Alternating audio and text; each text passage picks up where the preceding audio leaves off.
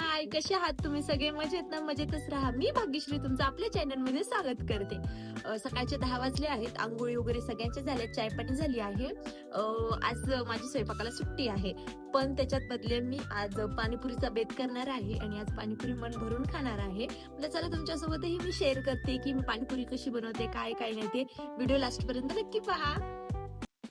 मी इकडे नाही का चिंचेचं पाणी करायसाठी घेतलं आहे. पाणीपुरीसाठी मी रात्री चिंच भिजू घातली होती, त्याचा छान मॅश करून गर काढून घेतला आणि एका पातेल्यामध्ये काढून घेतलं. खरंच तुम्हाला सांगते, इतकं सुंदर अशी खटई होती नाही तयार. कारण की ही खटई आपण पाणीपुरीचं पाणी म्हणूनही यूज करू शकतो किंवा आपण ढोकळा वगैरे केला तर ढोकळ्यावरतीही टाकून खाऊ शकतो. खरंच खूप सुंदर होती आणि ही जवळपास 15 ते 20 दिवस फ्रीजमध्ये राहते. म्हणजे आपल्याला कधीही मनात आलं पाणीपुरी करायचं तर आपण नक्कीच ते करून खाऊ शकतो.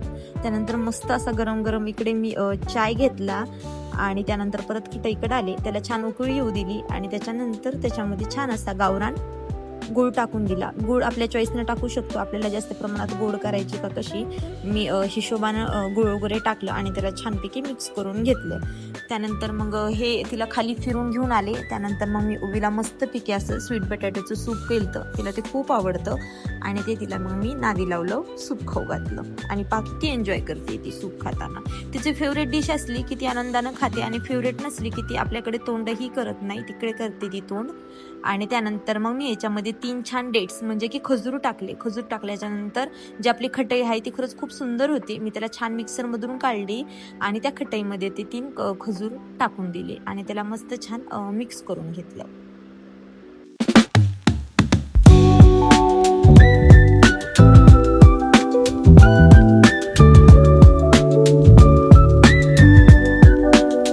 त्यानंतर इकडं मी तिखट पुदिन्याचं पाणी करण्यासाठी घेतलं. मी कोथिंबीर घेतली, हिरव्या मिरच्या घेतल्या आणि लसण घेतला. माझ्याकडे आलं नव्हतं अद्रक, त्यामुळे मी ते स्किपच केलं. आणि आम्हाला चटणी खूप जास्त पाणी तिखट आग लागते, त्यामुळे मी खूप जास्त मिरच्या घेतल्या. तुमच्या हिशोबाने तुम्ही घेऊ शकतात. आणि हे सगळं साहित्य मी त्याच्या मिक्सरच्या भांड्यामध्ये काढून घेतलं आणि छान मिक्सरमधून बारीक करून घेतलं. त्याच्यात पाणी टाकलं आणि हे पाणी आपलं तयार झालं पाणी. एक चाळणी घेतली आणि चाळणीमध्ये छानपैकी त्याला चाळून घेतलं. हे पाही असं.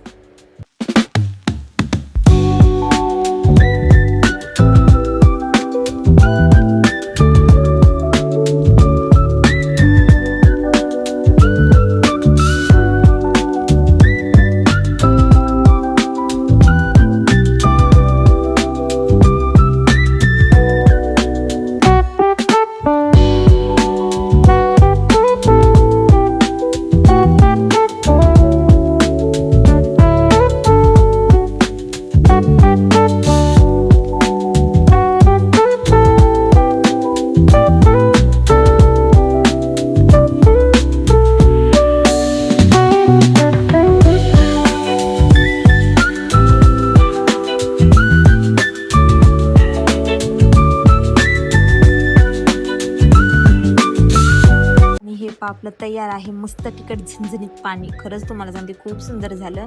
त्यानंतर मी इकडे आलू घेतले शिजायला टाकण्यासाठी.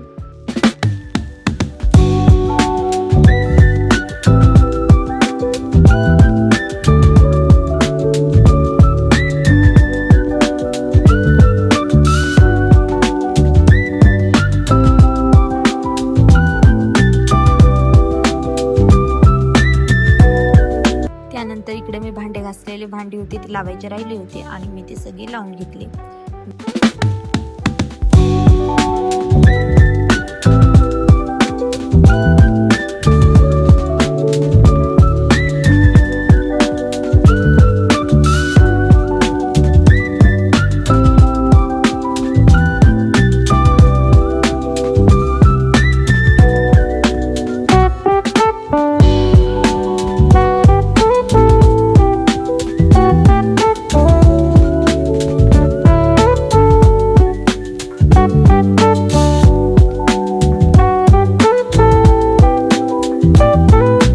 इकडे बेडरूम मध्ये आले, म्हटलं तिकडे आलू उकडूस तर इकडे मी माझे बाकीचे काम करून घेऊ शकते.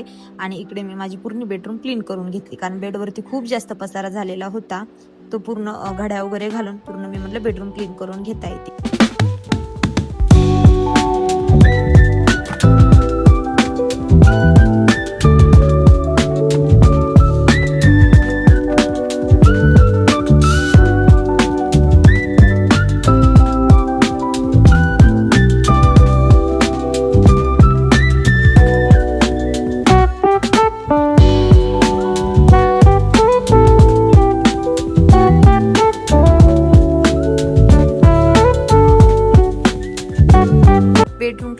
झाली आहे. इकडे मी हॉल क्लीन करण्यासाठी घेतला आहे, कारण हल्ली असं झालंय ना की ओवी खायला लागली आहे ना आणि तिला तर हातानंच खायचं राहतं, तर बऱ्यापैकी इकडे तिकडे ती टाकून देते, मग झाडून काढावं लागतं 2-3 वेळेस.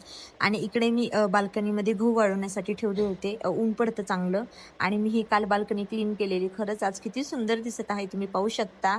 आणि ना झाडाला खूप सुंदर असं फूल पण आलं आहे, पहा किती छान दिसत आहे ना. आणि खरंच म्हणतात की स्वच्छ केल्याच्या नंतर कोणची गोष्ट खरंच खूप सुंदर दिसते. जसं की माझी बाल्कनी किती छान दिसत आहे, असं वाटतं इथंच बसून राहावं. आणि माहीत नाही आता किती दिवस राहीन अशी, पण चला खूप छान वाटत आहे. आणि हे ऊनही पडतं इथं बऱ्यापैकी. मी थोडा उशिरा शूट केला त्याच्यामुळे ऊन गेलं, नाही तर असं खूप ऊन पडतं.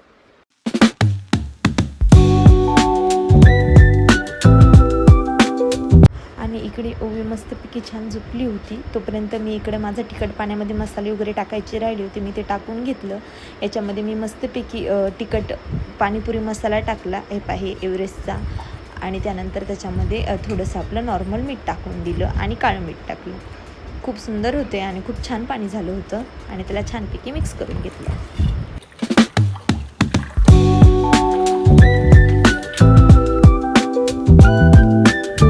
मसाले टाकल्याच्या नंतर मी त्याच्यामध्ये अर्ध लिंबू टाकलं. तुम्ही पण नक्की टाका, खूप सुंदर चव लागते. आणि त्यानंतर फायनली आपलं तिखट पाणी तयार आहे. खरंच खूप सुंदर पाणी लागत होतं.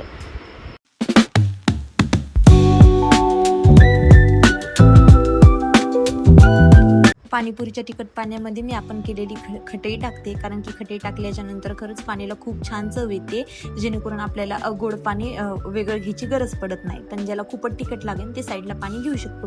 आणि आपण केलेली ही खटई खूप छान घट्ट होते. त्याच्यामध्ये मी 2 चमचे खटई काढली आणि त्याच्यामध्ये 1 ग्लास छानपैकी पाणी टाकून दिलं. खरंच तुम्हाला सांगते खूप छान असं पाणी झालेलं होतं. तुम्ही एकदा नक्की करून पहा, कारण की आपण हे बरेच दिवस स्टोरही करून ठेवू शकतो. लागेल तसं आपण मिक्स पाणी टाकून पातळ गोड पाणी करू शकतो.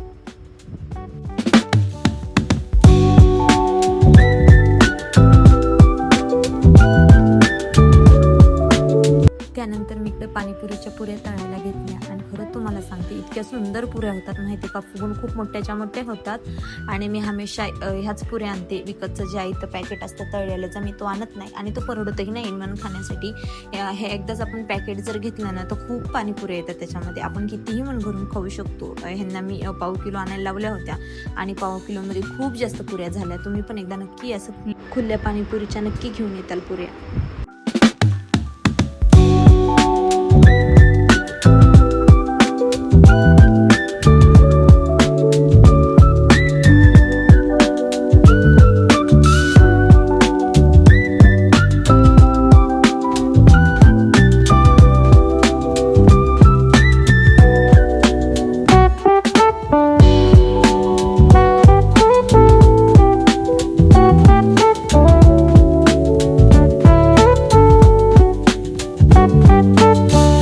त्यानंतर एवढ्या मेहनतीनंतर मी फायनली पाणीपुरी खाण्यासाठी घेतली आहे. आणि इकडे मी ताट करत आहे. आणि हे सुधरत नाहीये मला पाणी भरायचं, कारण एवढं तोंडाला पाणी सुटलं आहे, कारण की खरंच खूप सुंदर असे पाणीपुरी झालेली होती. मी सांगितलेल्या पद्धतीची एकदा तुम्ही नक्की पाणीपुरी ट्राय करून पहा. आणि तुम्हाला व्हिडिओ आजचा आवडला असेल तर नक्की लाईक, शेअर आणि सबस्क्राईब करायला विसरू नका. आणि तुम्ही मला कोणीच कमेंट करत नाही, प्लीज मला कमेंट सांगा. माझ्या व्हिडिओमध्ये काही चुकी असेल किंवा काही गोष्टी तुम्हाला अजून पाहायला आवडतील, प्लीज मला कमेंट करून सांगा, जेणेकरून मी त्याच्यावरती व्हिडिओ बनवू शकले पाहिजे किंवा माझ्या चुका मला कळल्या पाहिजे की मी कुठे चूक करत आहे.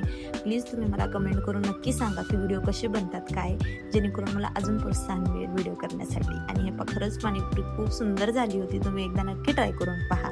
बाय.